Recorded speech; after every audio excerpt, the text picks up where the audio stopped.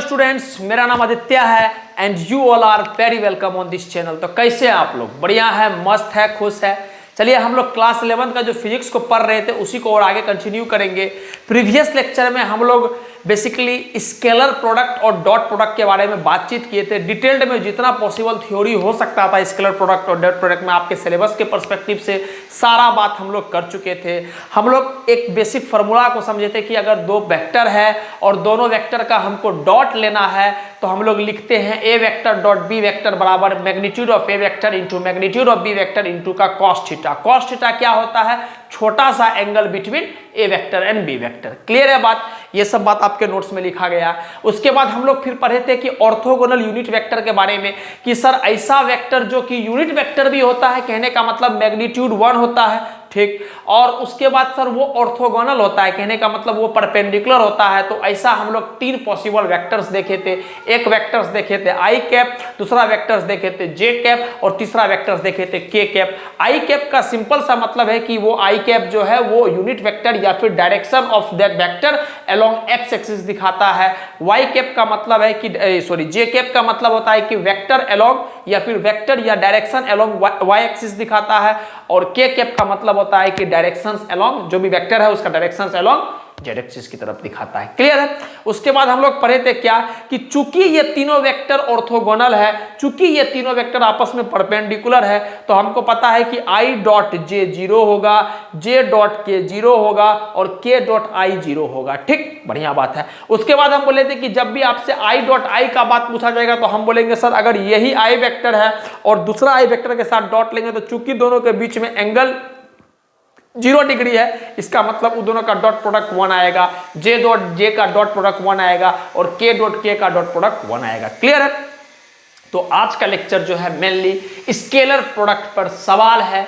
हम लोग पहले कुछ सब्जेक्टिव सवाल्स को करेंगे और सब्जेक्टिव सवाल्स के बाद हम लोग ऑब्जेक्टिव सवाल्स को करेंगे। बढ़िया से बढ़िया हर एक सवाल को हम लोग कवर आउट कर लेंगे। क्लियर है बात? तो बस आपके लिए एक बात मैं बोल दूं, आपके लिए ये पॉइंट हर एक सवाल के लिए वैलिड रहेगा। आपको प्रत्येक सवाल को पॉज करना है, खुद से अटेम्प्ट करना है, उसके बाद जाके ही सॉल्यूशंस को देखना है। क्लियर है? तो पहला सवाल आपके स्क्रीन पे आपको दिख रहा होगा। एकदम बच्चा के तरह छोटा छोटा सवाल से शुरू करेंगे और बढ़िया सवाल तक हम लोग पहुंचेंगे।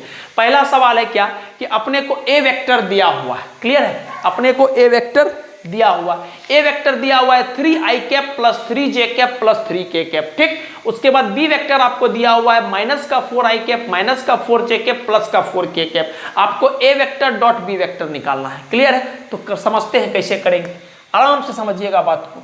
जब हम बोल रहे हैं हमको ए वेक्टर डॉट बी वेक्टर निकालना है तो हम करेंगे क्या सर? ए वेक्टर और बी वेक्टर को डॉट करना है। बढ़िया बात है सर, कर लेंगे। पहले ए वेक्टर है तो ए वेक्टर का वैल्यू लिखो 3 आई कैप प्लस 3 जे कैप प्लस 3 के कैप। अच्छा, इसको डॉट लेना है किसके साथ? बी वेक्टर के साथ। बी वेक्टर का लिखो 4 आई कैप माइनस का 4 जे कैप प्लस का 4 के कैप। बढ़िया बात है।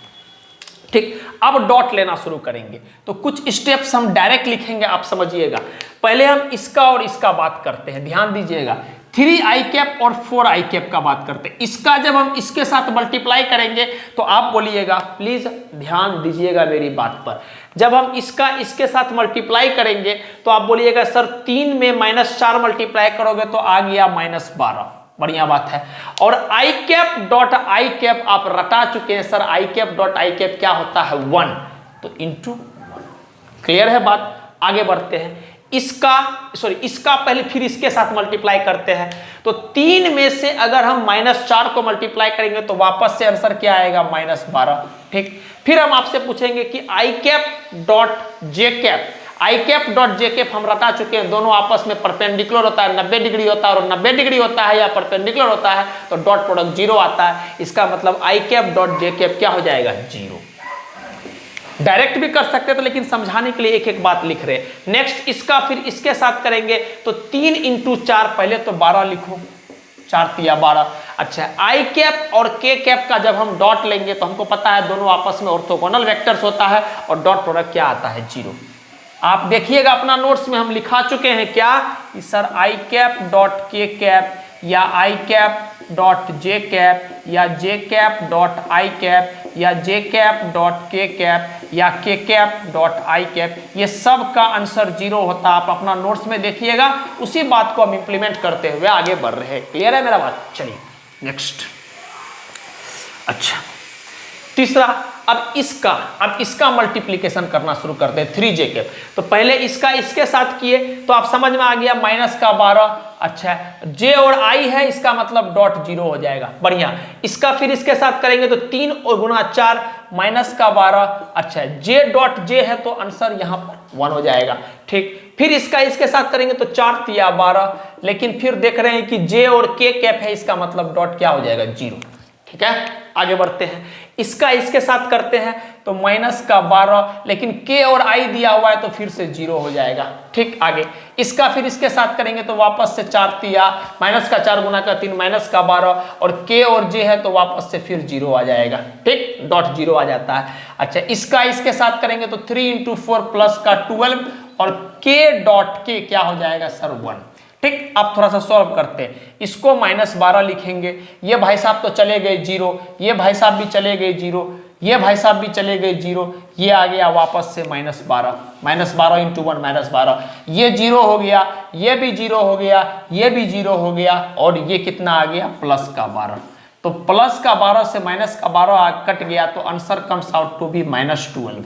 ठीक, और हमको पता है बाबू, हमको पता है ये बात कि सर 2 वेक्टर का जब हम डॉट लेते हैं तो आंसर हमेशा क्या आता है, आंसर हमेशा एक स्केलर आता है। हम आपको पढ़ा चुके हैं, जब भी 2 वेक्टर का आप डॉट लोगे, जब भी 2 वेक्टर का डॉट लोगे थ्योरी में, तो हम पढ़ाए थे कि आपका आंसर स्केलर आता है। इस वजह से तो इसको डॉट प्रोडक्ट या स्केलर प्रोडक्ट भी बोलते हैं। क्लियर है बात? और आंसर आप देख रहे हैं -12 आ भी रहा है। ठीक, हम इसको डायरेक्टली कैसे करते, अगर हम आपको दूसरा तरीका से इसको बताएं मेथड 2, तो हम कैसे करते समझिएगा बात। ये तो एक प्रोसेस था पहला तरीका, और दूसरा तरीका से हम इसको कैसे करते हैं, मतलब दूसरा तरीका कोई नया तरीका नहीं है, इसी का यूज, लेकिन हम थोड़ा सा जल्दी कर रहे हैं। कैसे? पहले हम देख रहे हैं कि हमको पता है कि सर i के साथ ही डॉट आएगा, बाकी तो j वाला 0 हो जाएगा और i का k वाला 0 हो जाएगा। तो i के साथ आएगा तो पहले तो लिखेंगे -12, बाकी कुछ सोचना नहीं है। ये वाला को हम 0 लिखेंगे, ये वाला को 0 लिखेंगे ही नहीं। ठीक, अच्छा j के साथ ही डॉट आएगा तो वापस से -12, 3 गुना -4 -12, और k के साथ ही डॉट आएगा ij में तो 0 हो जाएगा, तो वापस से क्या हो जाएगा +12। तो +12 -12 कट गया और answer comes out to be -12। तो आप एक लाइन में भी कर सकते हो, या आप बेसिकली एक एक चीज को सॉल्व करके कर सकते हैं। चूंकि पहला सवाल था इसलिए हम इतना डिटेल्ड में एक एक चीज को बताएं, उसके बाद हम लोग जल्दी जल्दी में चीज को आगे बढ़ेंगे। ठीक, तो जिनसे हो गया बढ़िया बात है, जिनसे नहीं वो आप प्लीज नोट कर लीजिए।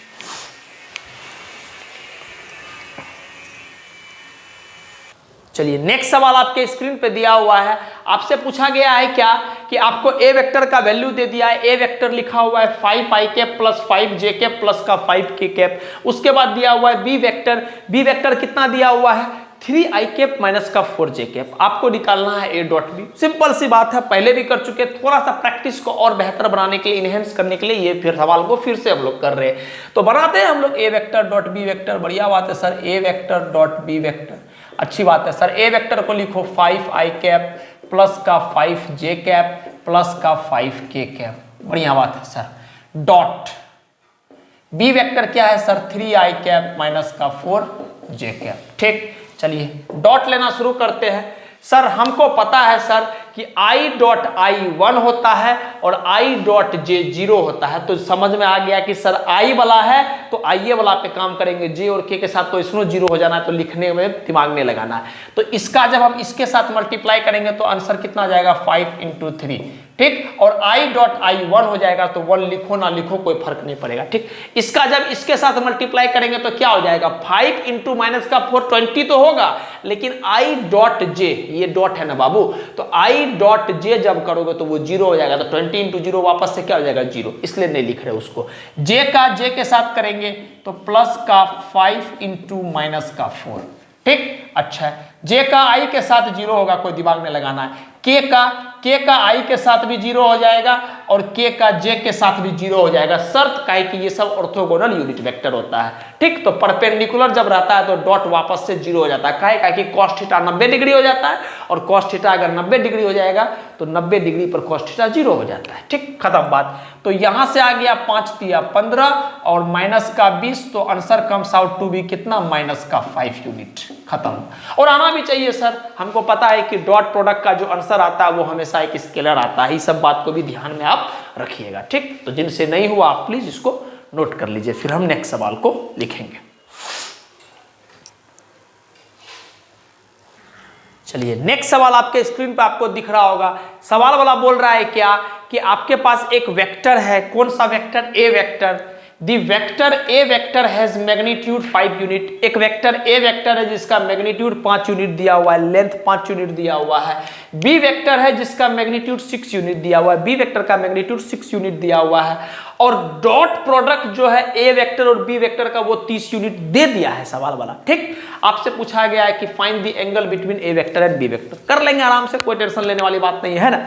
अब समझिएगा बात को, पहले प्यार से एकदम समझते हैं क्या क्या दिया हुआ है। हमको ए वेक्टर का मैग्नीट्यूड दिया हुआ है कितना सर, 5 यूनिट, तो यूनिट को हटा रहे, समझने वाला बात है ना।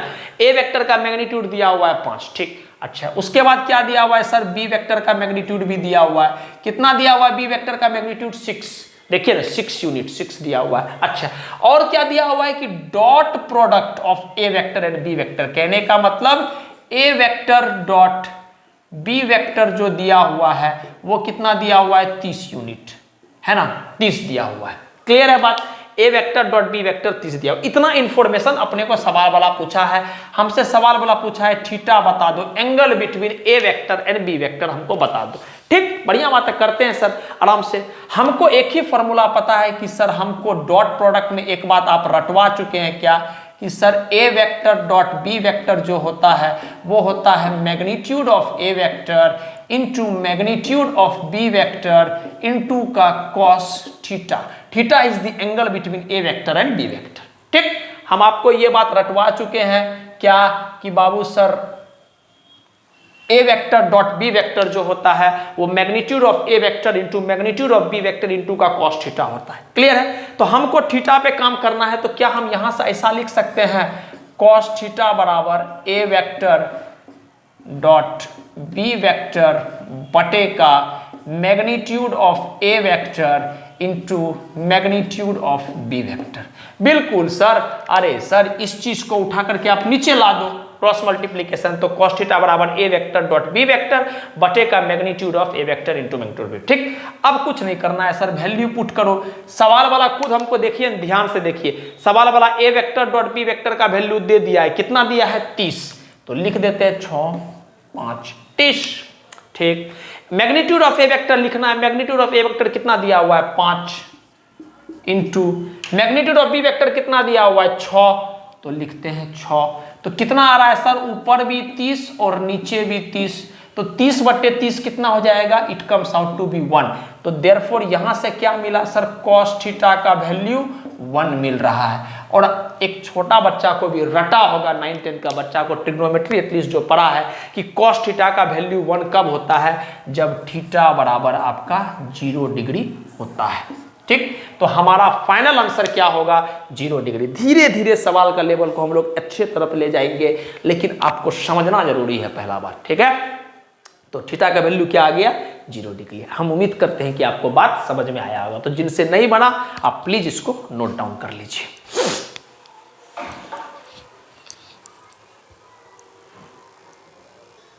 चलिए नेक्स्ट सवाल आपको स्क्रीन पे दिख रहा होगा। सवाल आपको क्या दिया हुआ है, समझिएगा बात को। सवाल दिया हुआ है कि ए वेक्टर का वैल्यू दिया हुआ है 3i cap plus 2j cap plus का k कैप। ए वेक्टर का वैल्यू दिया हुआ है कितना, 3i cap plus 2j cap plus का k कैप। और बी वेक्टर का वैल्यू दिया हुआ i cap plus j cap. आपको क्या करना है, आपको फाइंड करना है angle between A vector and B vector. Angle between A vector and B vector मतलब हमको एक तरह से थीटा फाइंड करना है। क्लियर है बात, तो समझते हैं आराम से बात से। अगर हम आपसे छोटा मोटा बात पूछेंगे, पहला बात कि अगर हमको एंगल पता करना है तो हम अभी पढ़ चुके हैं सर, cos थीटा बराबर क्या लिख सकते हैं, A vector dot B vector बटे का magnitude of A vector into magnitude of B vector. Clear है बात? हम लोग अरे बाबू अभी लिख सकते हैं ना कि A vector dot B vector बराबर क्या होता है, magnitude of A vector into magnitude of B vector into का कॉस थीटा। तो ये दोनों चीज को हम नीचे लेकर आ गए, तो डायरेक्टली हमको एंगल निकालना है, तो ये बात को ध्यान में रखेंगे कि कॉस थीटा बराबर क्या होता है, A vector dot B vector बटे का magnitude of A vector into magnitude of B vector. Clear है? अच्छा, हमारा मुद्दा है कि ए डॉट बी निकालो, ठीक, तो ए डॉट बी निकालना पड़ेगा, फिर मैग्नीट्यूड ऑफ ए निकालना पड़ेगा, मैग्नीट्यूड ऑफ बी निकालना पड़ेगा, फिर पुट करना पड़ेगा। करते हैं सर, आराम से करते हैं सारा बात। देखिएगा मैग्नीट्यूड ऑफ ए वेक्टर को ध्यान से देखो, ये वाला हमारा क्या है, ए वेक्टर है, ठीक। आप याद कीजिएगा resolutions of vector in 3D जब आपको पढ़ाए थे, तब हम इस तरह का वेक्टर का आपको मैग्नीट्यूड निकालना सिखवाए थे। तो आपको हम बोलते हैं इसमें कुछ नहीं करना है, अगर आप इसको ए एक्स आई कैप प्लस ए वाई जे कैप और ए जेड के कैप बोलोगे तो मैग्नीट्यूड क्या होता है, अंडर रूट में ए एक्स का स्क्वायर प्लस ए वाई का स्क्वायर प्लस ए जेड का स्क्वायर। तो ए वेक्टर का मैग्नीट्यूड क्या हो जाएगा, अंडर रूट में 3 का स्क्वायर प्लस 2 का स्क्वायर, और के कैप का कोफिशिएंट क्या है सर, कुछ नहीं तो 1, तो 1 का स्क्वायर। तो कितना आ गया, आप बोलिएगा सर अंडर रूट में 3 का स्क्वायर 9 प्लस 4 13, क्या है 9 9 9 15, हाँ अंडर रूट में 15 सॉरी 9 4 13 अंडर रूट में 14, अंडर रूट में 14 यूनिट।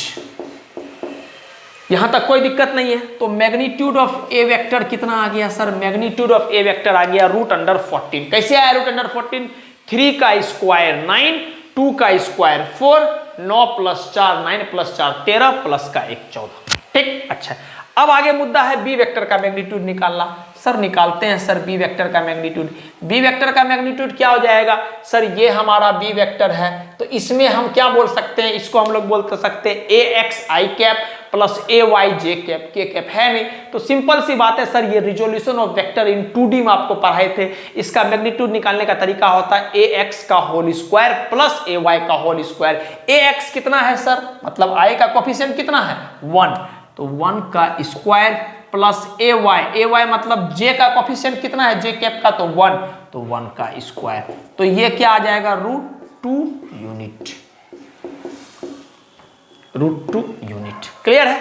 तो ये पता चल गया है, ये पता चल गया है, ठीक। अब हमको ये पता चल जाए कि A vector dot B vector कितना होगा, तो डॉट निकालते हैं। एकदम समझिएगा बात को, एक एक चीज आपके लिए डिटेल में कर रहे हैं। A vector dot B vector, चलिए ए वेक्टर डॉट बी वेक्टर, चलिए हमको पता है कि सर जब भी हम डॉट लेते हैं ना, जब भी हम डॉट लेते हैं तो हम एक ही काम करते हैं, क्या कि सर आई का आई के साथ ले लो, जे का जे के साथ, के का के साथ। क्यों सर आई का जे के साथ क्यों नहीं, आई का के साथ क्यों नहीं लेते, क्या कि सर वापस से 0 आ जाता है, कि वो सब आपस में ऑर्थोगोनल यूनिट वेक्टर होता है या परपेंडिकुलर होता है। दिस इज द रीजन, जब हम दोनों का डॉट लेंगे तो आई का आई के साथ तो 3 × 1 कितना हो जाएगा, 3 × 1, ठीक। आई डॉट आई तो 1 ही होना, उसमें कुछ दिमाग लगा रहा। आई का जे के साथ 0, चलो जे का आई के साथ 0, जे का जे के साथ तो 2 × का 1 प्लस में 2 × का 1, और कुछ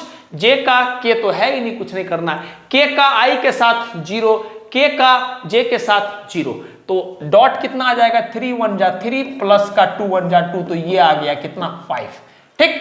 अब हम एंगल निकालना शुरू करते हैं। हम अभी ये फॉर्मूला जो इस्तेमाल किए थे वापस से इसको लिख रहे हैं और इसी फॉर्मूला को इंप्लीमेंट करेंगे। हम लोग क्या लिख रहे हैं सर, cos थीटा बराबर A vector dot B vector, A vector dot B vector बटे का मैग्नीट्यूड ऑफ ए वेक्टर और magnitude of B vector. Clear है? ये फॉर्मूला को यहां लिख रहे हैं।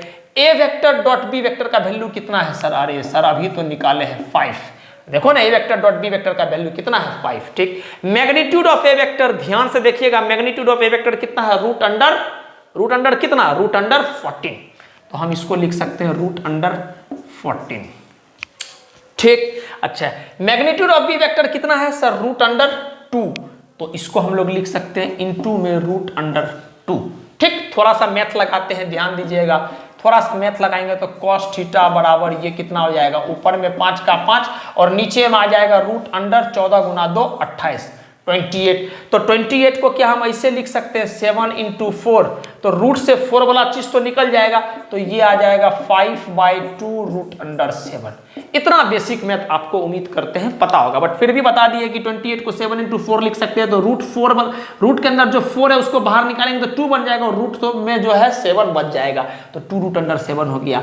हमको क्या निकालना, हमको एंगल निकालना, हमको cos थीटा नहीं निकालना है, तो थीटा यहां से क्या हो जाएगा, थीटा हो जाएगा cos इनवर्स में 5/2 √7, और ये हमारा फाइनल आंसर हो जाएगा। तो थीटा बराबर क्या हो जाएगा, cos इनवर्स में 5/2 √7। जब भी cos थीटा बराबर समथिंग मिलेगा तो थीटा बराबर cos इनवर्स लिखते हैं। ये जो cos इनवर्स वाला चीज है ये आपको मैथ में क्लास 11th में पढ़ाया जाएगा, जब आप ITF पढ़ोगे इनवर्स ट्रिग्नोमेट्रिक फंक्शन, तो ऐसा लिखते। आपको बस एक बात याद रखना है कि cos थीटा बराबर अगर कुछ भी है k है, तो थीटा को हम लोग अगर रिप्रेजेंट करना है, थीटा में सिर्फ हम इंटरेस्टेड है, तो थीटा को बस हम लोग ऐसे लिखेंगे cos इनवर्स में k। बस इस बात को थोड़ा सा ध्यान में रखें। क्लियर है, अगर cos थीटा बराबर k है और हम सिर्फ थीटा में इंटरेस्टेड है, तो थीटा बराबर cos इनवर्स, cos ऊपर में -1, cos ऊपर में -1, तो इसको हमको पढ़ते हैं कैसे, इसको हम लोग पढ़ते हैं cos inverse, INVERSE, cos inverse k। Clear है, तो ये हमारा फाइनल आंसर आ गया 5/2 √7। ठीक, हम उम्मीद करते हैं कि आपको बात समझ में आया होगा, तो जिनसे नहीं हुआ आप प्लीज नोट कर लीजिए।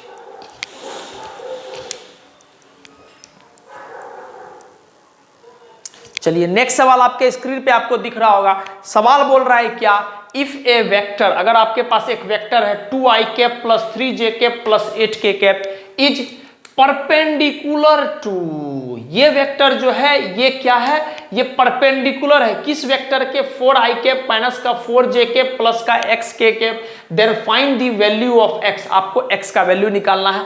शुद्ध बात बोला गया है कि ये वेक्टर और ये वेक्टर आपस में परपेंडिकुलर है। ये सवाल एम्स 2002 में आया और सेम सवाल प्री मेडिकल टेस्ट PMT 2005 में रिपीट किया गया है। तो सवाल बहुत पुराना है, लेकिन कॉन्सेप्ट जो है हमको उस पर फोकस करना है। तो कॉन्सेप्ट क्या है उस पर हमको दिमाग लगाना, वही हमारे काम में हमको मदद करेगा। ठीक है, बात समझ में आ गया। सवाल पुराना नया से मतलब नहीं है, हमारा जो कॉन्सेप्ट है हम उसको पकड़ेंगे कि सर अगर ऐसा सिचुएशंस रहेगा तो अपन को कैसे सोच रहा है, क्या करना है नहीं करना है। ठीक, तो बढ़ते हैं आगे, समझिएगा बात। हम आपको एक ही बात बताए हैं और रटाए हैं क्या, कि अगर दो वेक्टर्स आपस में परपेंडिकुलर होगा या दो वेक्टर आपस में ऑर्थोगोनल होगा, तो इस सब का एक ही मतलब है क्या, कि सर डॉट प्रोडक्ट जो होगा उस दोनों वेक्टर का वो 0 होगा। ये बात हम रटते आ रहे हैं अभी जब से स्केलर प्रोडक्ट पढ़ रहे हैं। इसका मतलब क्या बोलेंगे, since both vectors are perpendicular, तो हम क्या बोल सकते हैं कि therefore their dot product will be equal to 0। ठीक है, जब दो वेक्टर्स आपस में परपेंडिकुलर होता है तो उसका डॉट प्रोडक्ट 0 होता है। तो डायरेक्टली हम डॉट कर रहे हैं, एगो ये वेक्टर है 2i cap plus 3j cap plus 8k cap, इसके साथ हम डॉट ले रहे हैं किसका, दूसरा वेक्टर 4i कैप माइनस का 4j कैप प्लस का xk कैप, और इसका डॉट जो है वो 0 है। ठीक है, हम क्या बोले, अपने पास दो वेक्टर्स है और सवाल वाला खुद बोल दिया है कि हे वेक्टर्स, हे वाला वेक्टर्स और ई वाला वेक्टर्स जो है आपस में परपेंडिकुलर है। तो हम मुद्दा निकाल लिए उससे कि दो वेक्टर परपेंडिकुलर होता है, तो हमको रटा हुआ है कि दो वेक्टर का डॉट 0 होता है, तो डॉट 0 करा दिए। अब डॉट लेना शुरू करते हैं। डॉट में आई वाला को आई के साथ देखना है हमको, तो हम डायरेक्टली लिख रहे हैं 2 × 4। ठीक, प्लस बाकी से हमको मतलब नहीं है, कि आई का डॉट जे के साथ 0, आई का डॉट के साथ 0, इसलिए दिमाग में लगाना है। नेक्स्ट, जे का आई के साथ डॉट 0, जे का जे के साथ डॉट होगा तो ये कितना हो जाएगा 3 × का -4, 3 × का -4, बढ़िया बात है। प्लस जे का के साथ डॉट 0, कितना बार सवाल को बता चुके हैं एक ही चीज को। ठीक, नेक्स्ट के का आई के साथ डॉट 0, के का जे के साथ डॉट 0, के का के साथ डॉट, तो k × x।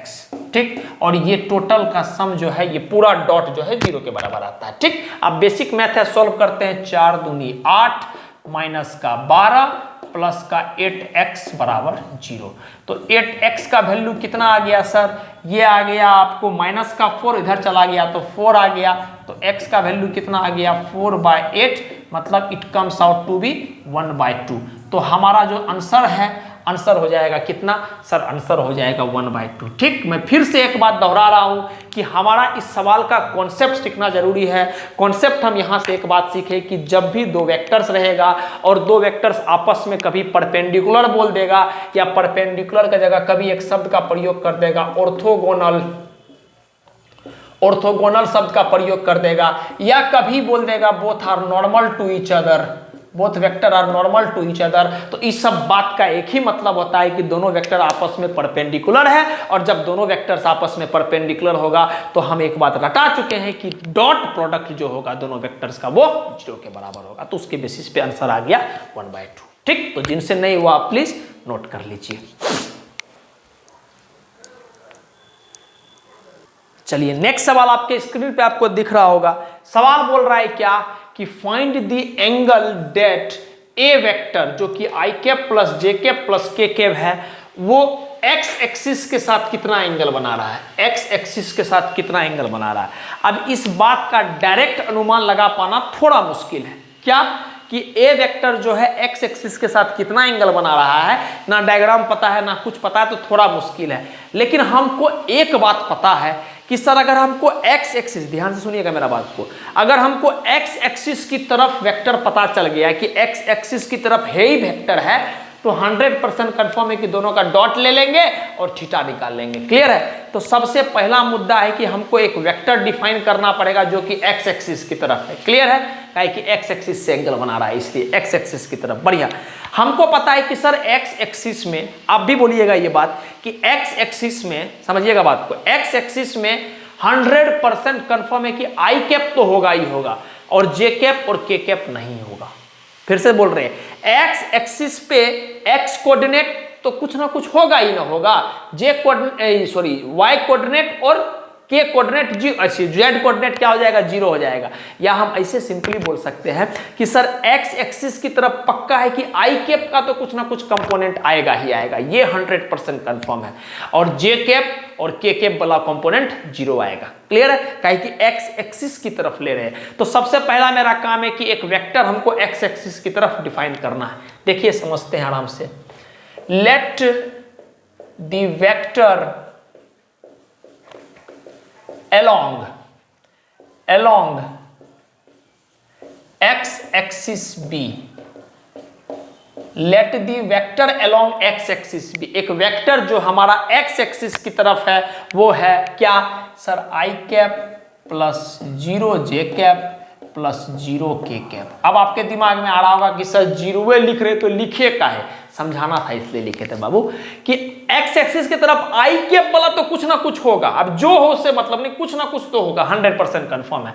लेकिन जे कैप और के कैप वाला क्या होगा, कंपोनेंट 0 हो जाएगा, इसलिए जे कैप वाला 0, के कैप वाला 0, सिर्फ आई कैप बचेगा। ठीक, तो हमको एक वेक्टर पता चल गया। अब हमको इस वेक्टर, कि ये वेक्टर क्या है, अलोंग एक्स एक्सिस है, और एक्स एक्सिस के साथ हमारा ये वेक्टर कितना एंगल बना रहा है वही तो निकालना है।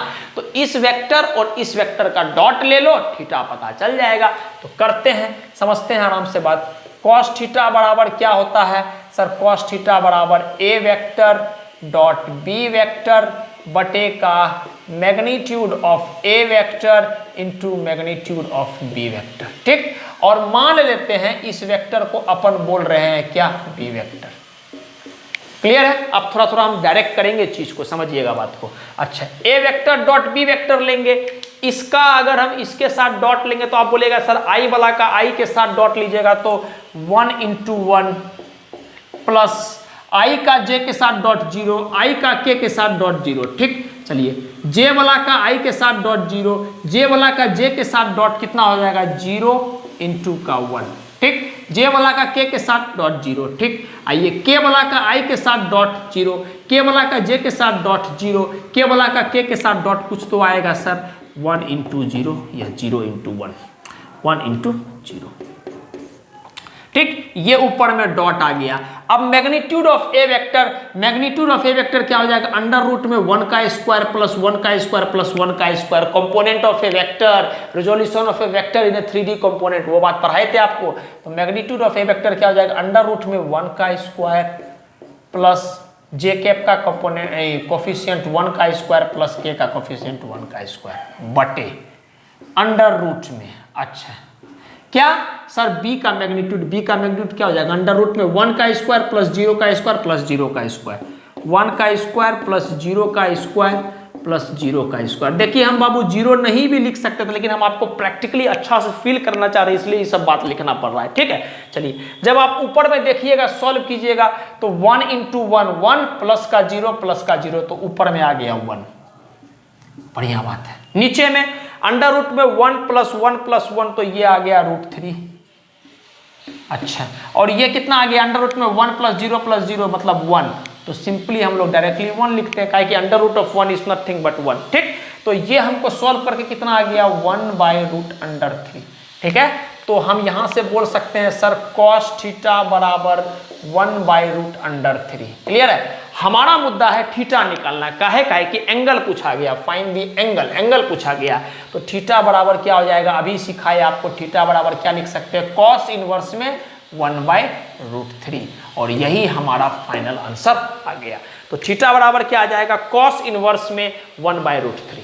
क्लियर है, तो ये हमारा फाइनल आंसर आ गया। समझ में आ गया बात। इस सवाल का बस एक ही मुद्दा था, ये कॉन्सेप्ट आपको सिखाना था कि कल के दिन आपको वेक्टर ना दे के कोई एक्सिस दे दे, तो एक्सिस की तरफ अगर मानना है और बनाना है हमको वेक्टर को, तो मान लीजिए अगर एक्स एक्सिस दिया हुआ है तो आई कैप वाला कॉम्पोनेंट लेंगे, बाकी को 0 कर देंगे, क्योंकि हमको पता है एक्स एक्सिस के अलोंग आई कैप रिप्रेजेंट करता है। अच्छा, कल के दिन अगर वाई एक्सिस दे दिया तो जे कैप वाला कॉम्पोनेंट लेंगे, बाकी दोनों को 0 बना देंगे। बात समझ में आ गया। तो इस पे एक सेम सवाल आपके एग्जाम में आया है, वो आपको हम कराते हैं। फिलहाल पहले आप इसको नोट डाउन कीजिए, फिर हम आपको वो सवाल कराते हैं। चलिए, नेक्स्ट सवाल आपके स्क्रीन पे दिया हुआ है। सवाल आपको बताना है क्या है, सवाल में पढ़ देता हूं। The angle between A vector जो कि 2i cap plus 3j cap है and the Y axis is, Y axis की तरफ कितना होगा। ठीक, वाई एक्सिस और ए वेक्टर के बीच में कितना एंगल है। यह सवाल काफी पुराना है, 1993 का है, बहुत पुराना सवाल है ना। तब तक शायद हमको लगता है हम जन्म भी नहीं लिए थे, तभी का सवाल है। बट कॉन्सेप्ट क्या है, कॉन्सेप्ट काफी इंपॉर्टेंट है। क्लियर है, कॉन्सेप्ट पे हमको फोकस करना है। ऑप्शन दिया हुआ है पहला tan inverse 3/2, tan inverse 2/3, sin inverse 2/3 और cos इनवर्स 2/3। ठीक, आपको सवाल को पॉज करके खुद से अटेम्प्ट करना है। हम स्टार्ट कर रहे हैं अपने लिए। ठीक है, चलिए ध्यान दीजिएगा। एक ही बात सिखाए सर कि पहले तो y एक्सिस के तरफ एक वेक्टर को मान लो, तो हम मान लेते हैं let the vector along y axis B vector मान लेते हैं, और इसको बोल रहे हैं कितना, y एक्सिस है, तो ये तो 100% है कि जे कैप तो रहेगा ही रहेगा, आई रहे या के रहे या ना रहे उससे मतलब नहीं, जे कैप तो रहेगा ही रहेगा। इसका मतलब हम लोग लिख सकते हैं 0i कैप प्लस जे कैप प्लस 0 के कैप। अब मेरा बच्चा समझ गया होगा कि सर करना क्या हम चाह रहे हैं। क्लियर है बात। अच्छा, अब एक बात आपको हम बताएं, आप देखिएगा सर यहाँ आई और जे दिया हुआ, तो के लिख के करोगे क्या, बेफालतू का समय का बर्बादी। तो के को हम मिटा देते हैं। आप लिख के भी सवाल को कर सकते हैं, कोई दिक्कत वाली बात नहीं, क्यों समय बर्बाद करेंगे, है ना। तो काहे कि सवाल वाला आई और जे में बात कर रहा है, तो हम के को मिटा देते हैं और हमारा ये आ गया बी वेक्टर। ठीक, हमसे एंगल पूछा गया है, तो हमको पता है सर cos थीटा बराबर क्या होता है, A vector dot B vector बटे का magnitude of A vector into magnitude of B vector. रटा गया होगा ये सब बात आपको अभी तक में। ठीक, चलिए सॉल्व करते हैं। cos थीटा बराबर A vector dot B vector, तो ये है हमारा ए वेक्टर, ये है हमारा बी वेक्टर। डॉट कर रहे हैं, डायरेक्ट कर रहे हैं, आई का आई के साथ डॉट, तो 2 इंटू 0। अच्छा, प्लस आई का जे के साथ डॉट 0। अच्छा, जे का आई के साथ डॉट 0, जे का जे के साथ डॉट, तो क्या बोलेंगे 3 इंटू 1। बढ़िया सा magnitude of A vector, magnitude of A vector क्या हो जाएगा, अंडर रूट में 2 का स्क्वायर प्लस 3 का स्क्वायर, तो हम लिख रहे हैं डायरेक्टली 2 का स्क्वायर प्लस 3 का स्क्वायर, ये हो गया ए वेक्टर का मैग्नीट्यूड। नेक्स्ट मल्टीप्लाई में बी वेक्टर का मैग्नीट्यूड, बी वेक्टर का मैग्नीट्यूड क्या, अंडर रूट में 0 का स्क्वायर प्लस 1 का स्क्वायर, 0 का स्क्वायर प्लस 1 का स्क्वायर, ठीक है। तो ये आ गया ऊपर में 0 प्लस का 3 इंटू 1 3, ऊपर में कितना हो गया, अरे बाबू ये तो पूरा 2 इंटू 0 0 हो गया, तो 0 में अगर आप 3 इंटू 1 मतलब 3 जोड़ोगे तो 0 में 3 जोड़ोगे तो वापस से 3 आ जाएगा, ठीक। और नीचे में क्या आएगा, अंडर रूट में 2 का स्क्वायर प्लस 3 का स्क्वायर, 9 4 13, तो ये आ गया अंडर रूट में 13। क्लियर है बात, अंडर रूट में 13। और ये क्या आ जाएगा, अंडर रूट में 0 का स्क्वायर प्लस 1 अंडर रूट 1, तो 1 ही हो जाएगा, कोई दिक्कत नहीं। तो cos थीटा बराबर क्या हो जाएगा, 3 बाई रूट अंडर 13। तो थीटा का वैल्यू क्या आ जाएगा, cos inverse 3 by root under 13। हमको आंसर खोजना है cos inverse 3 by root 13, cos inverse 3 by root 13, चारों ऑप्शन में कोई ऑप्शन में नहीं दिया हुआ है, ये तो लफड़ा वाला बात है। कोई दिक्कत नहीं है, अपन सही किए हैं, कोई दिक्कत वाली बात नहीं। लफड़ा ये है कि सर cos इनवर्स में नहीं है तो tan और sin में भी तो सोच सकते हैं। देखिएगा अब यहां से क्या दिमाग लगा रहे हैं, थोड़ा सा ट्रिग्नोमेट्रिक का यूज है, ठीक। अगर हम आपसे पूछेंगे cos थीटा बराबर 3 बाई रूट 13 है, तो आप ऐसा सोच सकते हैं बाबू, एक राइट एंगल ट्रायंगल हम बना लिए और इसको हम थीटा बना लिए, इसको हम थीटा मान लिए, एक राइट एंगल ट्रायंगल डेवलप कर लिए, एक थीटा मान लिए। अब हम आपसे पूछेंगे cos थीटा बराबर क्या हुआ है, 3 बाई रूट अंडर 13। तो आप ट्रिग्नोमेट्री में ये बात रट चुके हैं कि cos theta is equal to क्या होता है, बेस बटे का हाइपोटेनियस। तो 3 मेरा बेस हो जाएगा, रूट 13 मेरा हाइपोटेनियस हो जाएगा, तो बेस बटे का हाइपोटेनियस, ठीक है। ये परपेंडिकुलर होता है, ये बेस होता है, ये हाइपोटेनियस होता है। तो cos थीटा बराबर क्या होता है, बेस बटे का हाइपोटेनियस, तो बेस बटे का हाइपोटेनियस। क्लियर है, अच्छा। अगर हम आपसे पूछेंगे परपेंडिकुलर कितना होगा, तो आप बोलिएगा सर हमको हाइपोटेनियस रूल पता है, क्या कि सर दिस स्क्वायर माइनस का दिस स्क्वायर का अंडर रूट, तो अंडर रूट में 13 का स्क्वायर, अगर आप इसका वैल्यू निकालना चाहेंगे तो आप बोलिएगा सर अंडर रूट में रूट अंडर 13 का स्क्वायर माइनस का 3 का स्क्वायर, तो आप बोलिएगा सर रूट अंडर 13 का स्क्वायर 13 माइनस का 9, तो रूट अंडर 4, और ये कितना आ गया 2। इसका मतलब जो हमारा परपेंडिकुलर आ गया, ये हमारा परपेंडिकुलर आ गया 2। मैं एक बार देख लूं कि परपेंडिकुलर वाला चीज कट तो नहीं रहा है, ठीक। तो हमारा परपेंडिकुलर कितना आ गया 2। कैसे निकाले सर, दिस स्क्वायर बराबर दिस स्क्वायर प्लस दिस, अरे हाइपोटेनियस रूल, हाइपोटेनियस का स्क्वायर बराबर परपेंडिकुलर का स्क्वायर प्लस बेस का स्क्वायर, ये दोनों पता था, इसको सॉल्व कर लिए, सिंपली 2 आ गया, ठीक। या डायरेक्टली भी आप कर सकते हैं, दिस बराबर अंडर रूट में हाइपोटेनियस का स्क्वायर, हाइपोटेनियस क्या रूट 13, तो रूट 13 का स्क्वायर माइनस का बेस का स्क्वायर, बेस कितना है 3, तो माइनस का 3 का स्क्वायर, तो रूट 13 का स्क्वायर कितना 13 माइनस का 3 का स्क्वायर कितना 9, तो 13 में से 9 घटाएंगे तो क्या आ जाएगा रूट अंडर 4, और रूट अंडर 4 का वैल्यू कितना होता है 2, तो यहां से परपेंडिकुलर आ गया 2। अब हम आपसे छोटा मोटा बात पूछेंगे। पहला बात, अगर हम आपसे यहां पर साइन थीटा पूछेंगे क्या होगा, तो आप बोलिएगा sir sine theta is equal to क्या होता है, परपेंडिकुलर बाय हाइपोटेनियस। तो साइन थीटा बराबर क्या हो जाएगा, परपेंडिकुलर बाय हाइपोटेनियस, मतलब 2 बाय रूट अंडर 13, ठीक। तो यहां से एक तो आया थीटा बराबर sine inverse 2 by root under 13, ठीक। तो साइन इनवर्स में क्या ये चीज है, साइन इनवर्स 2/3 दिया हुआ है, इसका मतलब काम बन नहीं रहा है, इसका मतलब ये तो आंसर नहीं होगा, ठीक। यहां से देखिएगा तो आप इसको ऐसे भी लिख सकते हैं, थीटा बराबर cos inverse 3 by root under 13, ठीक। तो 3 बाय रूट अंडर 13 है, यहाँ नहीं है सर, तो ये भी आंसर नहीं बन सकता है। अब रहा टेन में अपना काम बनेगा, तो टेन थीटा का बात करते हैं, समझिएगा। टेन थीटा का जब हम बात करेंगे आपसे, तो आप बोलिएगा सर टेन थीटा बराबर, ध्यान दीजिएगा, टेन थीटा बराबर क्या होता है, परपेंडिकुलर बाय बेस। तो परपेंडिकुलर कितना है 2, बेस कितना है सर 3। टेन थीटा बराबर क्या होता है बाबू, परपेंडिकुलर बाय बेस, तो 2/3। तो यहां से थीटा क्या आ रहा है, यहां से थीटा आ रहा है टेन इनवर्स में 2/3। तो आप देख रहे हैं थीटा बराबर टेन इनवर्स 2/3 होना चाहिए आंसर। तो देखते हैं थीटा बराबर टेन इनवर्स 2/3 है, बिल्कुल सर थीटा बराबर टेन इनवर्स 2/3 यहाँ दिया हुआ, तो ये हमारा फाइनल आंसर आ गया, ठीक। हमारा आंसर ये भी सही है, फिर से बोल रहे हैं हमारा आंसर ये भी सही है, हमारा आंसर ये भी सही है, और हमारा आंसर ये भी सही है, लेकिन तीनों अलग अलग में, ये कॉस में है, ये साइन में है, ये टेन में है, ठीक। लेकिन दिक्कत क्या है कि ऑप्शन में ना ये दिया हुआ है, ऑप्शन में ना ये दिया हुआ है, ऑप्शन में सिर्फ ये दिया हुआ है।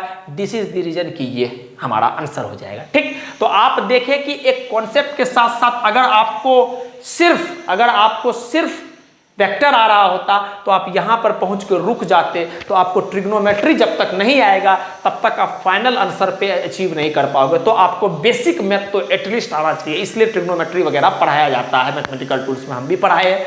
देखिएगा, क्लियर है बात, समझ में आ गया? तो ये हमारा फाइनल आंसर आ गया होगा। उम्मीद करते हैं समझ में आया होगा। तो जिनसे नहीं हुआ प्लीज नोट डाउन कर लीजिए, बी ऑप्शन हमारा आंसर हो जाएगा।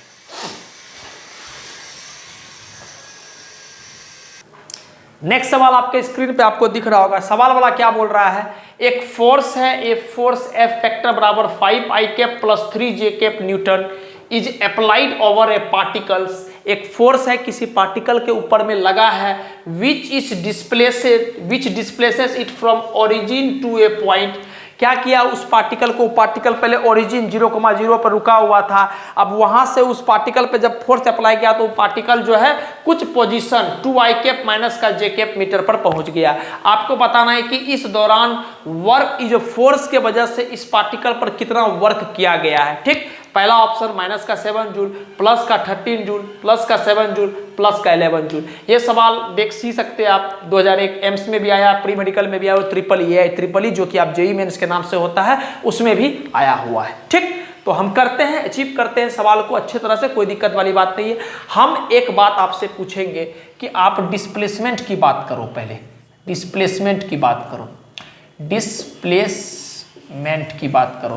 तो आप बोलोगे सर डिस्प्लेसमेंट को हम लोग एस वेक्टर लिख सकते हैं, because displacement is a vector quantity. ठीक, डिस्प्लेसमेंट का सिंपल सा मतलब होता है sir change in position, change in position. देखिए सवाल का सॉल्यूशन तो एक लाइन का, कुछ करना ही नहीं है, लेकिन फील कराना और समझाना हम चाहते हैं। कल के दिन अगर जेई एडवांस वगैरह इस सवाल को घुमा फिराए तो आपको समझ में आना चाहिए कॉन्सेप्ट, चेंज इन पोजीशन। ठीक, डिस्प्लेसमेंट का मतलब सिर्फ है कि जगह का बदलना, एक जगह से दूसरे जगह। ठीक है, डिस्प्लेस हुआ। ठीक, बढ़िया बात है। Change in position, change in position का मतलब क्या होता है सर, फाइनल पोजीशन माइनस का इनिशियल पोजीशन। ठीक, फाइनल पोजीशन कहां पर है सर, फाइनल पोजीशन है 2i कैप माइनस का j cap, 2i cap minus का j कैप। अच्छा, इनिशियल पोजीशन कहां है सर, कहां पर था पार्टिकल, ओरिजिन पे था, तो क्या बोलेंगे हम 0,0 मतलब 0i कैप प्लस का 0j कैप। तो यहां से हमको डिस्प्लेसमेंट कितना मिल गया सर, इसमें से अगर हम ये चीज को घटाएंगे तो answer comes out to be 2i cap minus का j कैप। ये हमारा डिस्प्लेसमेंट मिल गया। ठीक, अब हम अपना मुद्दा वाला काम करते हैं जो सवाल में बनाने में हमको काम आएगा। हमसे पूछा गया है वर्क डन। ठीक, तो हम वर्क डन निकालते हैं। हमको पता है सर, आप 9th में भी पढ़े होंगे, या वेक्टर जब हम पढ़ा रहे थे आपको डॉट प्रोडक्ट, तब उसमें हम आपको बताए थे कि डॉट प्रोडक्ट का सबसे बेस्ट एग्जाम्पल होता है जो सवाल के फॉर्म में अभी आ गया आपके सामने, कि वर्क डन बराबर फोर्स डॉट डिस्प्लेसमेंट। ठीक, वर्क डन बराबर क्या होता है, एफ डॉट एस। ठीक है, ये बात अगर नहीं पता था तो आप याद रखिएगा, ऐसे हम बता चुके हैं लेक्चर में। ठीक है, कुछ बच्चा अगर नहीं देखा है लेक्चर, डायरेक्ट सवाल कर रहा है, तो आपको ये बात पता होना चाहिए कि वर्क डन बराबर फोर्स डॉट डिस्प्लेसमेंट। बढ़िया बात है सर, दो गो वेक्टर है, दोनों का डॉट लेना है, और हमको पता है कि दो वेक्टर का जब हम डॉट करते हैं तो answer comes out to be scalar, and we easily know that कि वर्क डन जो होता है हमारा वो क्या होता है, स्केलर क्वांटिटी होता है। सो फर्स्ट ऑफ ऑल हम क्या करेंगे, डॉट प्रोडक्ट को सॉल्व करेंगे। ठीक, समझते हैं बात को। फोर्स का वेक्टर क्या है सर, फोर्स वेक्टर है एफ, क्या है 5i cap plus 3j cap, 5i cap plus 3j cap, ये हमारा एफ वेक्टर है। डिस्प्लेसमेंट वेक्टर कितना, अभी तुरंत निकाले, 2i कैप माइनस का j कैप। ठीक, तो इसलिए हम बोल रहे थे कि सवाल का सॉल्यूशन एक लाइन का है, खाली दोनों को डॉट करना है। लेकिन कल के दिन अगर ओरिजिन से डिस्प्लेस ना करके किसी पॉइंट से डिस्प्लेस कर दिया होता, तब आप डायरेक्ट डॉट नहीं कर पाते, तब आपको पहले डिस्प्लेसमेंट निकालना पड़ता, फिर चेंज। डिस्प्लेसमेंट का मतलब होता है चेंज इन पोजीशन, और चेंज इन पोजीशन का सिंपल सा मतलब होता है final position minus initial position.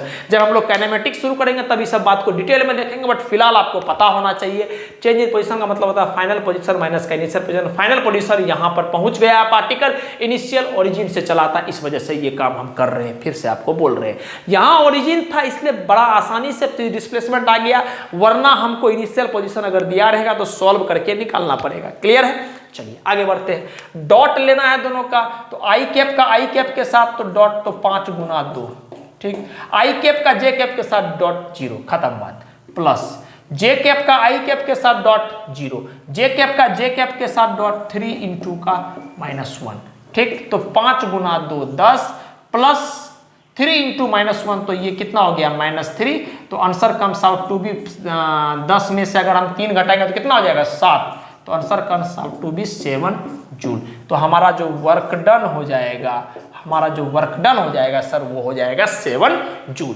तो हमारा ऑप्शन नंबर सी जो है वो हमारा आंसर हो जाएगा। क्लियर है बात। सवाल हम जानते हैं काफी आसान था, दोनों को डॉट लेना और आंसर लिखना है, खत्म बात। कॉन्सेप्ट पता होना चाहिए कि वर्क डन बराबर फोर्स डॉट डिस्प्लेसमेंट होता है, ठीक, ये अच्छी बात है। लेकिन यहां पर हम फिर से बोल रहे हैं कि डिस्प्लेसमेंट निकालना पड़ेगा बाबू, ये बात आपको बोल रहे हैं। यहां निकालने में आसान पड़ा, क्यों? कहे कि पार्टिकल को ओरिजिन से डिस्प्लेस किया गया था, 0,0 से डिस्प्लेस किया गया था। तो आई कैप भी 0, जे कैप भी 0 और के कैप भी 0, तो दिमाग नहीं लगाना पड़ा। लेकिन कल के दिन किसी इनिशियल पोजीशन से डिस्प्लेस करेगा तो इनिशियल पोजीशन का वेक्टर माइनस का फाइनल पोजीशन का वेक्टर माइनस का इनिशियल पोजीशन का वेक्टर को घटाएंगे, तब घटाने के बाद जो हमारा आएगा फाइनल आंसर वो हमारा डिस्प्लेसमेंट होगा। फिर हम फोर्स के साथ डॉट लेंगे। क्लियर है बात, समझ में आ गया? ठीक, तो जिनसे नहीं हुआ प्लीज छाप ले।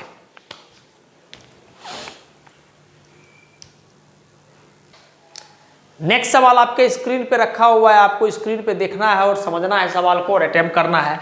सवाल क्या बोल रहा है? इफ ए वेक्टर, एक वेक्टर है ए वेक्टर जिसको हम लोग लिख रहे हैं cos omega T I cap. आपको ये बात बता दें, जो W आपको दिख रहा है ना लिखा हुआ, इसको हम लोग ओमेगा बोलते हैं। ये जो जनरली होता है, ये सब चीज हम लोग को सर्कुलर मोशन में अच्छा से पढ़ना है, एंगुलर वेलोसिटी वगैरह इसको बोला जाता है, ठीक, या ओमेगा ओमेगा भी सिंपली बोलते हैं, ठीक। आपको W मान के ही करो अभी आप, ठीक, कॉन्सेप्ट पे बस फोकस करो, क्या है नहीं है उस पर अभी दिमाग मत लगाओ, ठीक।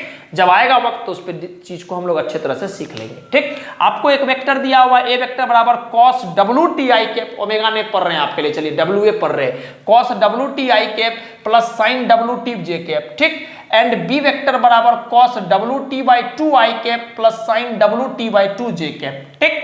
Are the functions of time, दोनों वेक्टर जो है टाइम का फंक्शन है, क्यों? कहे कि दोनों में देखो टी दोनों में इन्वॉल्व है, टाइम इन्वॉल्व है, ठीक। Then the value of T, तो आपको टी का वैल्यू निकालना है at which they are orthogonal to each other. इसका मतलब आपको वो समय निकालना है जब जब कौन सा समय निकालना है? वो समय निकालना है जब दोनों वेक्टर, कौन सा? ए वेक्टर एंड बी वेक्टर, जब दोनों वेक्टर आपस में क्या होगा? परपेंडिकुलर होगा, ऑर्थोगोनल होगा, ठीक। ये सवाल प्री मेडिकल टेस्ट 2015 में आया हुआ है और ऑप्शन दिया हुआ है टी बराबर पाई बाई 2 W पे होगा, या टी बराबर पाई बाई 2 ओमेगा पे होगा, टी बराबर पाई बाई ओमेगा पे होगा, या टी बराबर 0 पे होगा, या टी बराबर पाई बाई 4 ओमेगा पे होगा, ठीक। टाइम निकालना है हमको। तो एक वो बात रटा हुआ है, सर वेक्टर हमारा ऑर्थोगोनल दे दिया है, बोल रहा है दोनों वेक्टर ऑर्थोगोनल है, देयरफॉर हम डायरेक्टली लिख सकते हैं यहां पर क्या कि sir A vector dot B vector तो 0 आने वाला है। बोलिए, नहीं समझ में आया? फिर से बोले, हम क्या बोले कि मेरे पास दो वेक्टर है, एक ए वेक्टर ये है, दूसरा बी वेक्टर ये है, और सवाल वाला ये बात स्पष्ट रूप से बोल दिया है कि दोनों वेक्टर जो है आपस में ऑर्थोगोनल है, ऑर्थोगोनल टू ईच अदर। जब दोनों वेक्टर्स आपस में ऑर्थोगोनल है, इसका सिंपल सा मतलब है कि दोनों वेक्टर आपस में परपेंडिकुलर है, और हमको रटा हुआ है ये बात कि जब दो वेक्टर्स आपस में परपेंडिकुलर होगा देन वी कैन इजीली से कि दोनों वेक्टर का जो डॉट प्रोडक्ट होगा, दोनों वेक्टर का जो डॉट होगा वो डॉट 0 होगा। खत्म बात, क्लियर है? आगे बढ़ते हैं, चलिए डॉट 0 करते हैं। चलिए ए वेक्टर को पहले लिखते हैं cos omega T I cap plus sine omega T J cap, बढ़िया बात। डॉट बी वेक्टर को लिखते हैं cos ओमेगा टी बाई 2, आप ओमेगा मत सोचो ना, W ही सोचो ना, परेशानी नहीं लेना है ज़्यादा, sine W T by 2 J cap बराबर 0, ठीक। डॉट करना शुरू करते हैं, समझिएगा बात, डॉट कैसे कर रहे हैं। आई कैप वाला का आई कैप के साथ डॉट करो, तो जैसे ही डॉट करोगे तो ये हो जाएगा cos डब्लू टी इंटू का cos डब्लू टी बाई 2, ठीक, प्लस, अच्छा आई का जे के साथ डॉट 0, कुछ नहीं सोचना है। चलिए जे का आई के साथ डॉट 0, जे का जे के साथ डॉट, तो sine omega T into sine omega T by 2, clear है, बात समझ में आ गया। अगर आप ध्यान से देखोगे तो ये cos A into cos B plus sin A into sin B का फॉर्मूला लिखा हुआ है। ठीक, कहने का मतलब ये है, एक फॉर्मूला होता है cos of A minus B, इसका फॉर्मूला होता है cos A into cos B minus का sin A into sin B। ठीक है, तो ये सब फॉर्मूला आपको हम ट्रिग्नोमेट्री में पढ़ा दिए। एक बार देख लूँ, कट तो नहीं रहा। ये सब फॉर्मूला हम आपको ट्रिग्नोमेट्री में बहुत अच्छा से पढ़ा दिए हैं। बस हम यहाँ दिखाना चाह रहे हैं, जब यहाँ सॉरी यहाँ प्लस रहता है, माइनस नहीं प्लस। ठीक, तो आप ध्यान से देखो, अगर हम A को ओमेगा टी मान रहे हैं और B को ओमेगा टी बाई 2 मान रहे हैं, तो आप देखिएगा cos A into cos B, cos A into cos B plus sin A into sin B, sin A into sin B लिखा हुआ है। ठीक, तो हम इसको डायरेक्टली क्या लिख सकते हैं, cos of A minus B। बढ़िया बात है sir, cos of A minus B हम लिखते हैं cos ऑफ A क्या है sir, omega T, minus B क्या है सर, ओमेगा टी बाई 2 बराबर 0। हम उम्मीद करते हैं यहां तक आपको बात समझ में आएगा। आपके लिए फॉर्मूला भी लिख दिए कि कौन सा फॉर्मूला का हम यहां इस्तेमाल किए। अच्छा, आगे अब cos थीटा, अगर इस पूरा को हम मान रहे हैं, इस पूरा को हम थीटा मान रहे हैं, तो cos थीटा का वैल्यू 0 आ रहा है। ये कब संभव है, जब थीटा 90 डिग्री होगा। इसका मतलब डायरेक्टली हम यहां से बोल सकते हैं ओमेगा टी माइनस का ओमेगा टी बाई 2 बराबर पाई बाई 2। समझ में आया, बात क्लियर हो रहा है, क्या हम बोलना चाह रहे हैं, समझ में आ रहा है। क्या बोल रहे हैं, cos थीटा बराबर 0 है। इसका मतलब पक्का है कि जो थीटा है, ये पूरा चीज जो है ओमेगा टी माइनस का ओमेगा टी, ये कितना होना चाहिए, 90 डिग्री। और 90 डिग्री को हम लोग पाई बाई 2 भी लिख सकते हैं। पाई का मतलब होता है 180 डिग्री, पाई रेडियन बराबर 180 डिग्री। बेसिक ट्रिग्नोमेट्री याद कीजिए, तो पाई बाई 2 मतलब 90 डिग्री। ठीक, बढ़िया। आगे थोड़ा सा सॉल्व करते हैं, इसको नीचे लेंगे तो एलसीएम हो जाएगा, तो 2 ओमेगा टी माइनस का ओमेगा टी ऊपर में हो जाएगा ओमेगा टी बराबर पाई बाई 2। क्लियर है, क्या बोल रहे हैं, 2 ओमेगा टी माइनस का ओमेगा टी, तो ये हो गया ओमेगा टी बटे का 2। यहां तक बात समझ में आ गया। तो आप बोलिएगा बच्चों कि टी 2 से 2 तो कट गया ना, तो यहां पर हम थोड़ा सा लिख रहे हैं, इसको क्या लिख सकते हैं हम, ओमेगा टी बराबर पाई। ठीक, 2 से 2 कट गया, एकदम बच्चा की तरह आपको समझा रहे हैं, समझ में आना चाहिए। 2 से 2 कट गया तो ओमेगा टी बराबर पाई आ गया।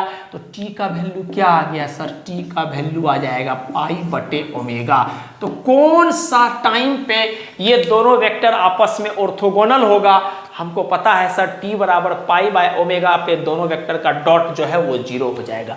तो क्या टी बराबर पाई बाय ओमेगा है, बिल्कुल सर, ऑप्शन नंबर बी हमारा आंसर हो जाएगा। आई होप कि आपको बात समझ में आया होगा। ठीक, तो कॉन्सेप्ट आप देख रहे हैं कि ट्रिग्नोमेट्री का कभी जबरदस्त यूज करते हैं। बेसिक बात है सर, ऑर्थोगोनल है, डॉट प्रोडक्ट 0 होगा, लेकिन देख रहे हैं सवाल में मैथ लगा दे रहा है। तो आपको तरीका पता होना चाहिए, अटेम्प्ट करने आना चाहिए। ठीक, तो जिनसे नहीं हुआ प्लीज नोट डाउन कर लीजिए।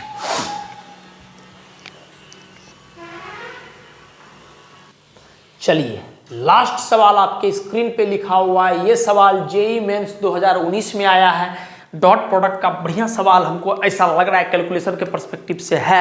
ठीक, सवाल क्या दिया हुआ मैं आपके लिए पढ़ देता हूं, आप एक बार पॉज करके ट्राई कीजिएगा, फिर मैं आपको बताऊंगा। सवाल दिया हुआ है कि लेट A1 वेक्टर बराबर मैग्नीट्यूड ऑफ A1 वेक्टर 3 है। A1 वेक्टर का मैग्नीट्यूड 3 दिया हुआ है, A2 वेक्टर का मैग्नीट्यूड 5 दिया हुआ है, और magnitude of A1 vector plus A2 vector 5 दिया हुआ है। क्लियर, अच्छा, दोनों 5 दे दिया, बढ़िया। Then find the value of, आपको बताना है 2A1 vector plus 3A2 vector का जब हम डॉट ले रहे हैं, याद रखना डॉट ले रहे हैं किसके साथ, 3A1 वेक्टर माइनस का 2A2 वेक्टर, तो आपका आंसर क्या आता है, क्या आंसर माइनस 112.5 आएगा, क्या आंसर माइनस का 106.5 आएगा, क्या आंसर माइनस का 118.5 आएगा, और क्या आंसर माइनस का 99.5 आएगा। ठीक, करते हैं आराम से, कोई दिक्कत वाली बात नहीं, अपन है सब कुछ सॉल्व करेंगे, है ना। आप भी पॉज करके एक बार ट्राई कीजिएगा, है ना। तो हम स्टार्ट करते हैं। हम मेनली पहले इस पे फोकस करते हैं, हम इसको कहाँ तक पहुँचा सकते हैं, इसको कैसे लिख सकते हैं। अगर आप डॉट लेना शुरू कीजिएगा तो आप बोलिएगा सर दिस इंटू दिस, पहले इसका इसके साथ मल्टीप्लाई करोगे तो 2 गुना 3 6। ठीक, और A1 vector into A1 vector, तो क्या हो जाएगा, मैग्नीट्यूड ऑफ A1 वेक्टर का स्क्वायर। अरे बाबू आप बोलो, हम आपको पढ़ाए थे कि ए वेक्टर डॉट क्या होता है सर, दोनों के बीच में थीटा क्या है, दोनों के बीच में थीटा 0 डिग्री है, देयरफॉर इसको हम लोग directly magnitude of A vector का स्क्वायर लिख सकते हैं। इसी बात का इस्तेमाल किए 2 times 2 × 3 6 A vector dot A one vector तो magnitude of A one vector का स्क्वायर। ठीक, आगे इसका आप इसके साथ मल्टीप्लाई कर रहे हैं तो 2 × -2 तो ये हो जाएगा -4 और ये हो जाएगा ए वन वेक्टर डॉट ए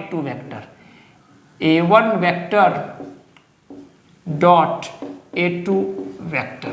ठीक, एकदम आराम से बता रहे हैं आपके लिए। ठीक, चलिए अब इसका इसके साथ मल्टीप्लाई करेंगे तो 3 × 3 9 तो प्लस का 9 और इसको लिखेंगे A two vector dot A one vector. अच्छा, A two vector dot A one vector, बढ़िया बात है सर, यहां तक कोई दिक्कत नहीं। लास्ट इसका इसके साथ मल्टीप्लाई करेंगे तो 3 × का -2 ये हो जाएगा -6 और A2 vector dot A2 vector इसी वाला कंडीशन पे ए वेक्टर डॉट ए वेक्टर पर कंडीशन पे तो क्या हो जाएगा A2 vector dot A2 vector क्या हो जाएगा मैग्नीट्यूड ऑफ ए2 वेक्टर का स्क्वायर।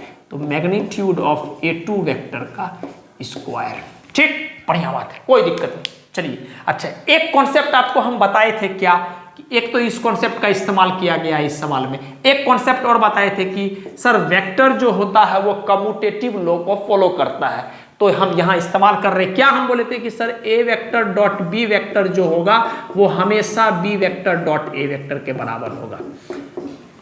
ठीक है, डॉट में उल्टा सीधा एक समान होता है, मतलब A vector dot B vector is always equal to B vector dot A vector. और यहीं से हम बोले थे कि डॉट प्रोडक्ट जो होता है वो कम्यूटेटिव लॉ को फॉलो करता है। क्लियर है बात? तो इसका आप ध्यान से देखिएगा, ए डॉट बी बोले या बी डॉट ए बोले एक ही बात है। तो थोड़ा सा हम और आगे इस सॉल्व करना है, इसको शुरू करते हैं। तो इसको लिखेंगे 6 × ए1 वेक्टर का मैग्नीट्यूड। ए1 वेक्टर का मैग्नीट्यूड कितना है सर 3, तो इसको हम लिखेंगे 3 का स्क्वायर। ठीक है, ए1 वेक्टर का मैग्नीट्यूड कितना है 3, तो 3 का स्क्वायर। चलिए आगे आप देखिएगा A1 vector dot A2 vector लिखा हुआ है यहाँ, और यहाँ A2 vector dot A one vector लिखा हुआ है। अगर हम ए1 को ए वेक्टर बोल रहे हैं और ए2 को बी वेक्टर बोल रहे हैं तो ये क्या लिखा हुआ है A vector dot B vector, और ये लिखा हुआ है B vector dot A vector. हमको पता है एक ही बात होता है। ठीक, तो हम डायरेक्टली सॉल्व करके लिखेंगे क्या, प्लस का 5 × A1 vector dot A2 vector. ठीक, कौन सा प्रोसेस इस्तेमाल किए फिर से आपको दिखा दे रहे।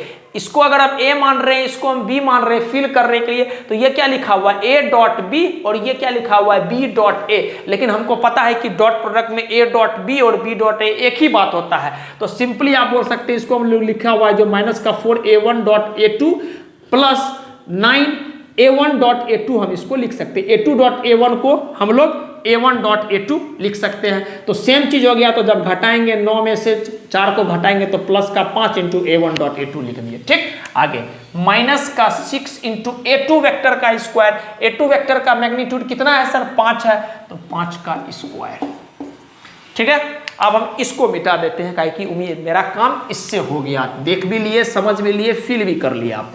चलिए आगे बढ़ते हैं, थोड़ा सा और सोल्व करते हैं ना, थोड़ा सा और सोल्व करते हैं। तो 3 का स्क्वायर 9 × 6 कितना हो जाएगा 54 प्लस का 5 × a1 vector dot a2 vector. ठीक, लेकिन हम एक काम करते हैं, ऐसा सोचते हैं इतना बात काहे लिखेंगे बार बार। हमको ये बात तो पता है ना बाबू कि a1 vector dot a2 vector को हम ऐसा तो लिख सकते हैं ना क्या कि सर 5 कॉमन ले लिए, इसको हम ए वेक्टर बोल रहे हैं, इसको हम बी वेक्टर बोल रहे हैं। तो ए वेक्टर डॉट बी वेक्टर क्या होता है, छोटा बच्चा भी आप बोल सकता है क्या कि sir magnitude of A vector into magnitude of B vector into cos theta, मतलब angle between A vector and B vector. तो हम क्या बोल रहे हैं magnitude of A one vector into magnitude of A two vector into का कॉस थीटा। थीटा का मतलब क्या, एंगल बिटवीन ए1 वेक्टर है ना ए2 वेक्टर। ठीक, माइनस का 6 × 25 5 आई थिंक 150 होता है, 25 25 चौके 100 150 150। ठीक, यहां तक बात आ गया। ठीक, अब लफड़ा अपने को क्या पकड़ा रहा है ना, लफड़ा ये पकड़ा रहा है कि सर a1 वेक्टर का मैग्नीट्यूड हमको पता है, a2 वेक्टर का मैग्नीट्यूड भी पता है, और कोस थीटा निकल जाए तो अपना काम हो जाएगा। तो उस पर हम लोग काम करना शुरू करते हैं। अब ध्यान दीजिएगा थोड़ा सा, अब ध्यान आप दीजिएगा, ये इंफॉर्मेशन का हमको अभी तक इस्तेमाल नहीं हुआ, अब हम इसका इस्तेमाल करते हैं। आपको क्या दिया हुआ है कि sir magnitude of a1 vector plus magnitude of a2 vector कितना दिया हुआ है 5। ठीक, magnitude of a1 vector plus magnitude of a2 vector जो भी सम है टोटल वेक्टर का मैग्नीट्यूड वो 5 दिया हुआ है। तो इसको क्या लिख सकते हैं, इसको हम मैग्नीट्यूड ऑफ 2 वेक्टर क्या लिख सकते हैं, दिस का स्क्वायर प्लस दिस का स्क्वायर। इसे नहीं लिखो, थोड़ा अच्छा से लिखो तब ज्यादा अच्छा से फील आएगा। हाँ देखो, मैग्नीट्यूड ऑफ 2 वेक्टर, अरे यार बाबू, अब जब हम 2 वेक्टर निकालते थे a वेक्टर और b वेक्टर, तो रिजल्टेंट का जो मैग्नीट्यूड होता था तो वो क्या लिखते थे, अंडर रूट में a square plus b square plus का 2ab cos थीटा लिखते थे। सेम बात यहां पर करेंगे, इसको क्या लिख सकते हैं, मैग्नीट्यूड है तो अंडर रूट में a1 वेक्टर का मैग्नीट्यूड का स्क्वायर प्लस अंडर रूट में a2 वेक्टर का मैग्नीट्यूड का square plus 2 times of a1 vector का मैग्नीट्यूड इंटू a2 वेक्टर का मैग्नीट्यूड का डॉट इंटू का cos थीटा।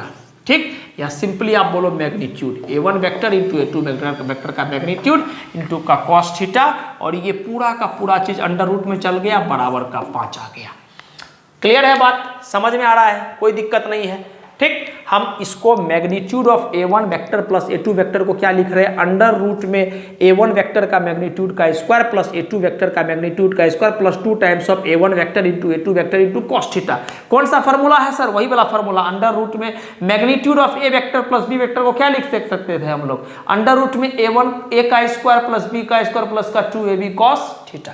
यही काम कर रहे हैं। ठीक, वैल्यू पुट करना शुरू करते हैं, थोड़ा सा स्क्वायरिंग कर लेते हैं। तो ये पहले हम ऐसे ही कर लेते हैं, लीजिए अंडर रूट रहने दो, a वेक्टर का मैग्नीट्यूड का स्क्वायर तो 3 का स्क्वायर 9, b वेक्टर का मैग्नीट्यूड a2 वेक्टर का मैग्नीट्यूड का स्क्वायर 5 का स्क्वायर 25 प्लस का 2 गुना 3 गुना 5 गुना cos थीटा बराबर का 5। ठीक, स्क्वायरिंग करेंगे तो ये रूट उड़ गया मेरा, डायरेक्ट कर रहे हैं हम यहाँ से, स्क्वायरिंग करेंगे तो ये रूट उड़ गया, और रूट उड़ गया तो इधर स्क्वायर हो गया, तो 5 की जगह यहाँ पर क्या हो जाएगा 25। बढ़िया बात है सर, ये 25 से ये 25 कट गया।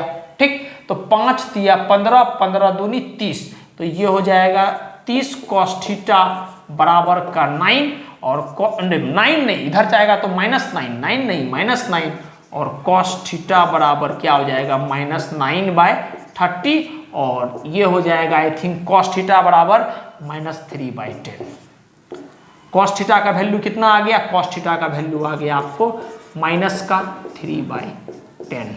ठीक, बस कुछ नहीं करना, अभी cos थीटा का वैल्यू उठा करके यहाँ रखना है और मेरा काम हो जाएगा। ठीक, cos थीटा का वैल्यू कितना आ गया -3/10। अब उठा के रखेंगे, देखो समझना बात को ध्यान से, है ना, समझना एकदम बात को ध्यान से। चलिए 54 था ही पहले से, 54 प्लस का 5 इंटू a1 वेक्टर का मैग्नीट्यूड 3 इंटू a2 वेक्टर का मैग्नीट्यूड 5 इंटू cos थीटा कितना है -3/10, -3/10 प्लस का -50। ठीक, 5 से 2 बार में ये चला गया, और कुछ नहीं सर। 54 में से 54 प्लस -9 माइनस का 45, तो सिंपल मैथ है, -9 माइनस का 45 बटे का 2 माइनस का 150। ठीक, थोड़ा सा एलसीएम लेंगे। ठीक है, हम एक एक चीज पूरा सॉल्व करके बता रहे, -3 इंटू 3 9 इंटू का 5 45 बटे का 2 होल में। ठीक, आगे एलसीएम लेंगे तो बटे 2 हो गया, तो ये 54 दूनी 108, ये हो गया -45, और ये हो गया -300। ठीक, थोड़ा सा और सॉल्व करते हैं, ध्यान दीजिएगा। तो ये हो जाएगा -345 और प्लस का 108 बटे का 2। क्लियर है, अरे -300 -45 -345 प्लस का 108। ठीक, और सॉल्व करते हैं, थोड़ा सा ध्यान दीजिएगा। अगर हम सॉल्व करेंगे तो ये हो गया 7, ठीक, और ये हो गया 3, और ये कितना हो गया आई थिंक 2। बटे का 2 और माइनस, अरे माइनस 345 में से 108 अगर हम जोड़ेंगे तो कितना हो जाएगा, आप सिंपली सॉल्व करोगे तो ये हो जाएगा ये, ठीक। अब हम थोड़ा सा अगर काटेंगे इसको तो कितना हो जाएगा, माइनस का तो माइनस ही रहेगा, 2 से 1 बार में और 2 से 1 बार में, 2 से 8 बार में 16 और 0.5, तो answer comes out to be minus का 118.5 और जो कि ऑप्शन नंबर सी है, ठीक। तो ये सवाल आप देख रहे हैं कि सवाल में कॉन्सेप्ट बहुत आसान इस्तेमाल किया गया है, बस क्या गया है, ये किया गया है कि मैथ जबरदस्त तरीका से इस्तेमाल कर दिया गया है, ठीक। हम एक बार फिर से बता देते हैं सवाल, समझिएगा। इसका इसके साथ मल्टीप्लाई किए तो ये चीज आ गया a1 vector dot a1 vector क्या होता है, मैग्नीट्यूड ऑफ a1 वेक्टर का स्क्वायर, ठीक। इसका इसके साथ मल्टीप्लाई किए तो ये आ गया, इसका इसके साथ मल्टीप्लाई किए ये, इसका इसके साथ मल्टीप्लाई किए तो ये आ गया, ठीक। a1 और a2 वेक्टर का मैग्नीट्यूड पता था तो पुट कर दिए। हमको पता है कि डॉट प्रोडक्ट में a1 वेक्टर डॉट a2 और a2 vector dot a1 vector दोनों आपस में बराबर होता है, तो दोनों बराबर होता है तो डायरेक्टली हम सॉल्व कर लिए तो प्लस का 5 a1 a2 आ गया, ठीक। a1 vector dot a2 vector का डॉट को हम लोग क्या लिख सकते हैं, magnitude of a1 vector into magnitude of a1 vector into cos theta. अब मैग्नीट्यूड ऑफ a1 पता है, मैग्नीट्यूड ऑफ a2 पता है, cos थीटा नहीं पता है, तो cos थीटा पता करने के लिए हम लोग इस बात का इंफॉर्मेशन का इस्तेमाल किए। हमको पता है कि magnitude of a1 vector plus a2 vector 5 दिया हुआ है, तो इसका मैग्नीट्यूड को क्या लिख सकते हैं, अंडर रूट में, याद कीजिएगा a vector plus b vector का मैग्नीट्यूड रिजल्टेंट वाला केस में क्या लिखते थे, अंडर रूट में a square plus b square plus का 2ab cos थीटा, तो इसी को लिख रहे हैं अंडर रूट में मैग्नीट्यूड ऑफ a1 वेक्टर का स्क्वायर प्लस अंडर रूट में मैग्नीट्यूड ऑफ a2 वेक्टर का स्क्वायर प्लस का 2a1 vector into a2 vector का मैग्नीट्यूड इनटू cos थीटा बराबर का 5। स्क्वायरिंग किए 25 आ गया, 25 से 25 कट गया, 9 इधर लेकर गए, माइनस का 9 30 cos थीटा 15 गुना 2 30 cos थीटा बराबर 9, cos थीटा बराबर माइनस का 9/30 और थोड़ा सा काटिएगा आप तो माइनस का 3/10 आ गया, मतलब cos थीटा का वैल्यू माइनस का 3/10 आ गया, cos थीटा का वैल्यू माइनस का 3/10 यहाँ पर पुट कर दिया और बाकी बेसिक मैथ लगा है और हमारा ऑप्शन जो है यानी इसका 118/5 आ गया। क्लियर है। तो यहां पर जो आपका डॉट प्रोडक्ट का जो सिलसिला था या बोले स्केलर प्रोडक्ट का जो सिलसिला था पूरा रूप से खत्म हो गया। जो बेहतर से बेहतर सवाल एग्जाम में आया, जहां भी आया है उसमें हम लोग कर लिए हैं, पूछ लिए आपसे, ठीक। तो जैसा कि हम हमेशा बोलते हैं, किसी भी हाल हो, किसी भी तरह का परिस्थिति हो सर, मस्त रहिए, खुश रहिए, मुस्कुराते रहिए और कम से कम आप अपना काम करते रहिए। आप अपना काम करते रहिएगा तो आप मोटिवेट फील करते रहिएगा और आपको कहीं आवश्यकता नहीं पड़ेगी बाहर से मोटिवेशन की, है ना। चलिए ठीक है, ध्यान रखिए, मस्त रहिए और पढ़ाई करते रहिए और प्लीज जिनसे नहीं हुआ ये सवाल जरूर नोट डाउन कर लीजिए। Thank you.